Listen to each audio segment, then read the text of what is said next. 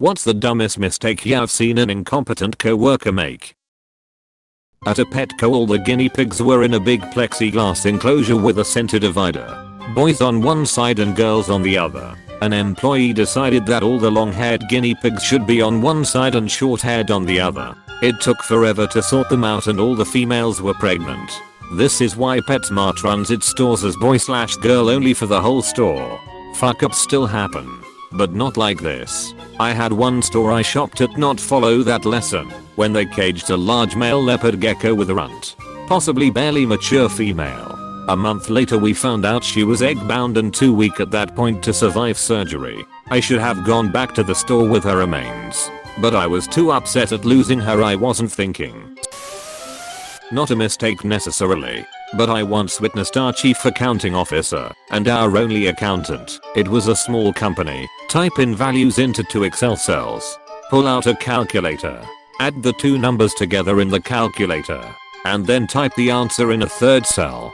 She had apparently been doing this for years, with sheets consisting of thousands of rows. I explained how to use formulas and copy them, but she apparently forgot, because I saw her doing the same thing again months later. She apparently forgot, because I saw her doing the same thing again months later. Based on my years in tech support, I'm pretty sure she never understood in the first place. Way too many people will agree to anything and everything just to end the conversation when you're trying to teach them something. Tried to cool down hot oil in a chute, all ready to be emptied, with a nice big bucket of water. I heard Thomas know only to turn around and see a geyser of hot oil shooting towards the ceiling before it hit and splashed down around him. Nobody was hurt, some fucking how edit, because it has come up. The chute that the oil was in was on wheels and had a wooden handle. It absolutely didn't need to be cooled lol. Often, with those I spend time around, I bring up how to never put out a grease fire, just in case. I work at a rock and soils lab, but you never know. I got this hilarious visual of you guys at the lab, and the person going back quote oh okay carrot why you are weirdo. I grabbed the arm of an intern once, right as he was about to grab a 00 gauge, the big wires that feed electricity the whole building, barehanded to move it out of the way, to show us a problem behind. It was hot. He claimed it was fine cause he was only gonna touch one wire at a time. The lead electrician respectfully requested said intern be removed from his site before turning himself into carbon and paperwork. I agreed with this sentiment and had intern watching OSHA videos for almost 3 days straight as punishment. Turning himself into carbon and paperwork, I'm stealing this. I worked at a company with a shared inbox. One guy sent all of his emails with a distinct font and color. He was super untrustworthy and sucked at the job. One day he sent an email to a customer from the shared inbox, but put my signature on it to make it seem like it came from me instead of him. He left the font and color the same as all of his other emails. He didn't last long there after that. One of my first office jobs had a really old system for recording notes on customer accounts, such that it would stamp whoever last edited the account record as being the last person who contacted the customer for the purpose of reporting. I realized pretty quickly that my supervisor was going through and doing small edits on all my notes to pump up her numbers, making it look like I wasn't hitting my quota. She was later fired for some other drama and went on to go to jail for stealing from the bank where she worked. The designer, creative director and head of production all missed that there was an 8-day week on a calendar. We sent 10,000 copies of a useless calendar to a client. Rightly so. They refused to pay for it. What day did your lad? Twom's day? Friday day? Sunday? I would assume Sunday to start the week and Sunday to end the week. I saw a guy try to push a cart over a hose vs either moving the hose or lifting the cart. The hardware piece that he was moving on the cart fell and hit the ground.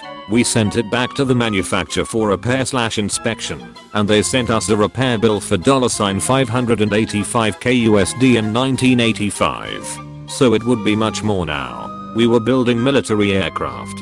Edit, we were union, so he wasn't fired. Nearly leaving a child behind on a field trip. We took a large group of 4 and 5-year-old children to visit a farm/petting zoo/pumpkin patch. We had 3 vehicles. I was in charge of my own group. but I noticed one of the other teachers was being very lax in her supervision for most of the trip. When it was time to leave, I loaded my children on the bus with some other adults and did a head count/attendance check. Before getting on my bus, I noticed that the other teacher had climbed onto her bus and sat down before the children boarded.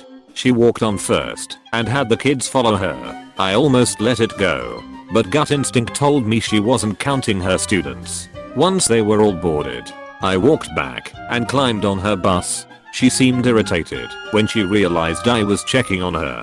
I was not a supervisor or anything, just a fellow teacher, so she didn't answer to me in any way. She said something like, "We're all good. Let's go." I knew how many were in each group, so without answering her, I did a quick count. Sure enough, we were missing one. I ended up leaving the bus and going to find the kid myself. He was still on the playground with children from another school. When we got back to the bus, the other teacher blamed the kid. She said he wandered off. Really? She is the one who gathered the group and left the play area, meaning she is the one who wandered off. She was pissed when I went to the administration about the incident. This reminds me of the time the local work camp, prison, left an inmate behind at a job site. No one bothered to do a count. Fortunately, the guy was honest and didn't want to end up in prison for a longer period of time, so he walked himself to the jail. No one wanted to accept the blame for that mistake.